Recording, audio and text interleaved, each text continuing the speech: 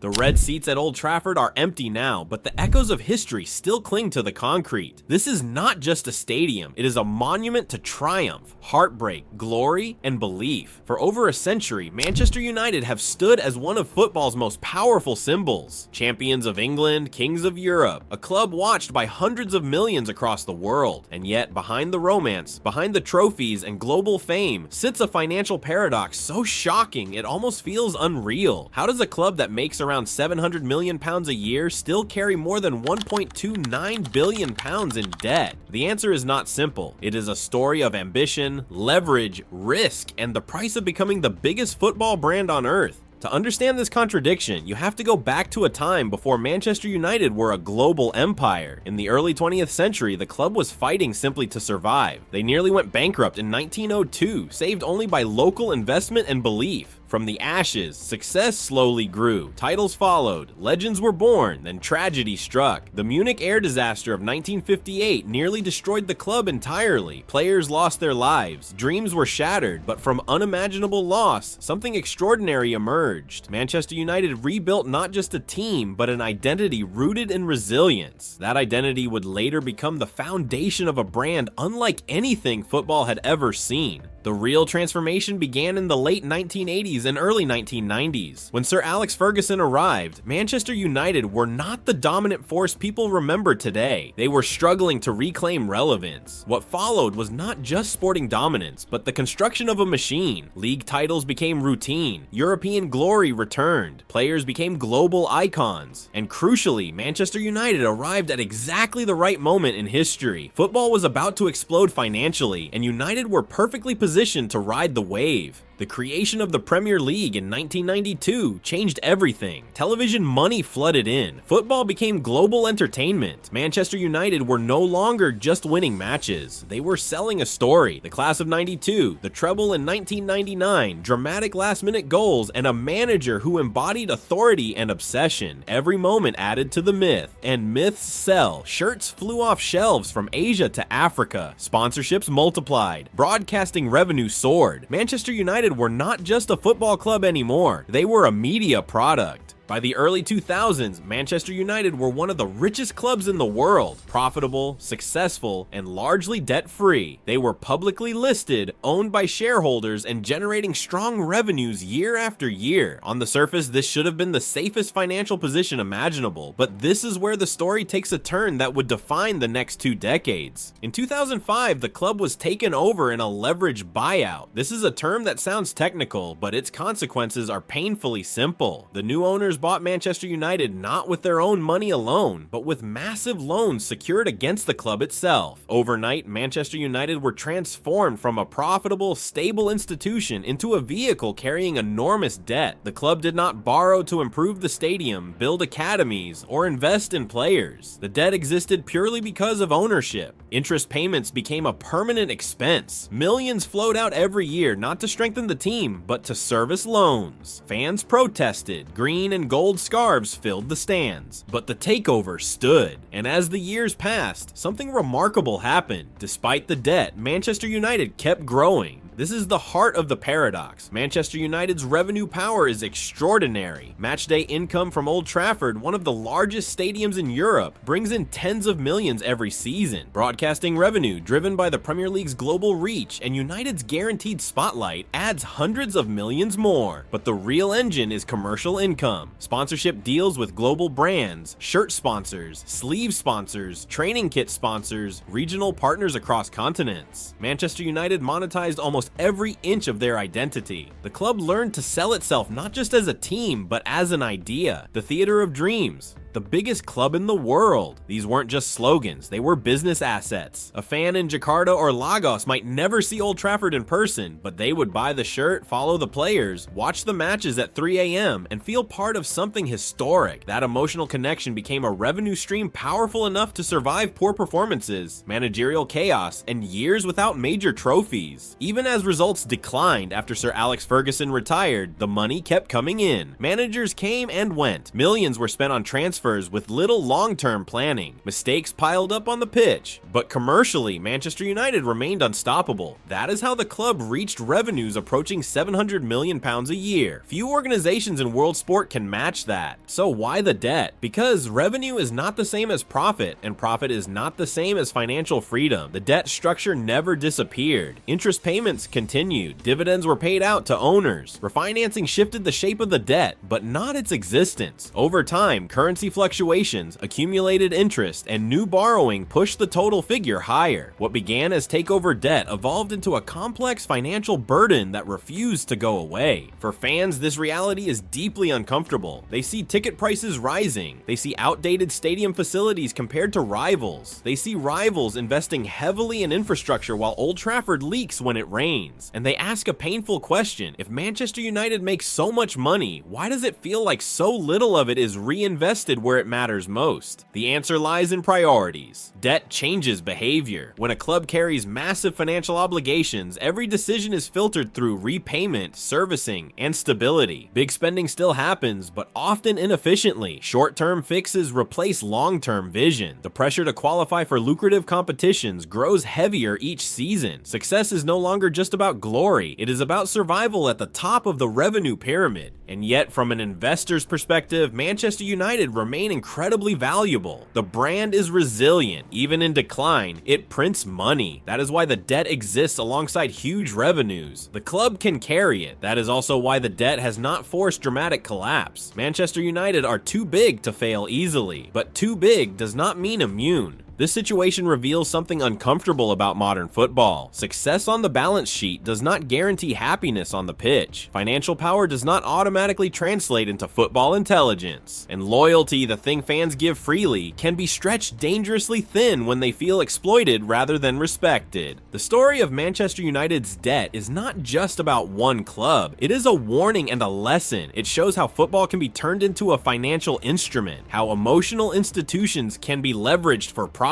and how global popularity can mask structural problems for years. It also shows the limits of that model. At some point, performance, infrastructure, and trust matter again. As Manchester United look to the future, the crossroads are clear. The debt cannot grow forever without consequence. Old Trafford cannot stand still while rivals modernize. Fans cannot be ignored indefinitely. Change may come through new ownership, restructuring, or a reimagining of what the club stands for in a new era. Whatever happens, it will be shaped by this financial reality. Manchester United makes £700 million a year because they are one of the most loved, watched, and discussed clubs on the planet. They carry £1.29 billion in debt because football in the modern age is no longer just about winning matches. It is about leverage, power, and long-term control. The tragedy, and perhaps the hope, is that football still lives in moments that money cannot fully own. When a young fan pulls on a red shirt for the first time, they are not thinking about interest rates or balance sheets. They are dreaming of goals, glory, and history. The challenge for Manchester United and for football itself is to ensure that those dreams are not buried beneath the weight of debt. Because no matter how much money flows through the game, the true value of football has always been belief. And belief once lost is the hardest thing in the world to refinance.